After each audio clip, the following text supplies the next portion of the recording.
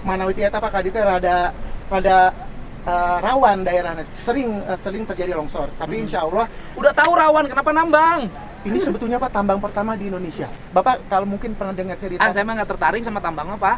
Yang kayanya hanya beberapa orang. Rakyatnya suka susah di sekitarnya. Betul. Nanti habis ada penambangan resmi, rakyat ikutan nanti. Ikut tambang ilegal. Nah alhamdulillah justru sini masyarakatnya lebih kooperatif. Bukan, Pak. Kalau sudah ada penambangan resmi, ya yang diizinkan pemerintah ya kan, saya juga memahami, Pak. Itu biasanya rakyat ikutan di sekitarnya, nambang ilegal. Pongkor juga sama, Pak, akhirnya, Pak. Kalau di sini justru masyarakat duluan Pak. Jadi puluhan tahun tuh masyarakat yang menambang. Waktu itu CKP tidak nambang, kenapa? Karena kesulitan mendapatkan. Ini izinnya beralih-alih ya? Holdingnya betul Pak. Tapi kalau pemilik Izin yang awal dijual lagi, izin yang baru dijual lagi ya? Pemiliknya Pak. Kalau CKP-nya tetap. Jadi ini sudah tangan yang keberapa?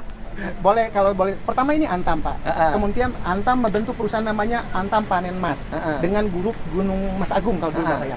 Sampai tahun 99. Mereka yang pertama melakukan eksplorasi, kemudian membangun underground sampai level 3 Pak. Itu panjang totalnya itu 2.500.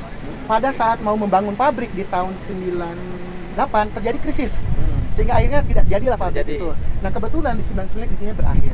Kemudian diajukan dijadikan izin baru atas nama Cikondang Kacara Prima.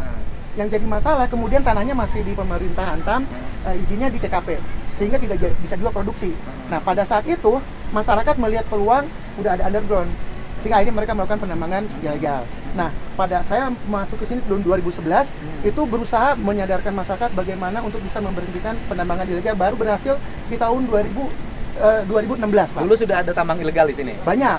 Kalau alhamdulillah sekarang sudah bersih. Oke. Betul. Nah, kemudian kenapa waktu itu polisi juga susah bertindak? Karena CKP waktu itu belum punya tanah, Pak. Kata Pak Polisi, Bapak juga sebagai pemilik IUP nggak boleh masuk sini loh, karena tanahnya belum bisa. Nah, alhamdulillah dengan perjalanan panjang di 2016 tanah itu bisa kebeli, Pak. Kemudian diajukan sertifikat, jadi 3 sertifikat. Totalnya Tadinya tanah siapa? tanah perkebunan teh Gunung Rosa 50 hektar. PTPR? Bukan, Pak. Swasta? Sosro kalau tidak salah ya, yang menyuplai ke Sosro. Yang 50 hektar kagungan PT Gunung Rosa Mas, teh. Kemudian yang 11 hektar punya masyarakat sekitar. Yang 5.000 itu di depan tanah perhutanan yang kami akan ajukan izinnya.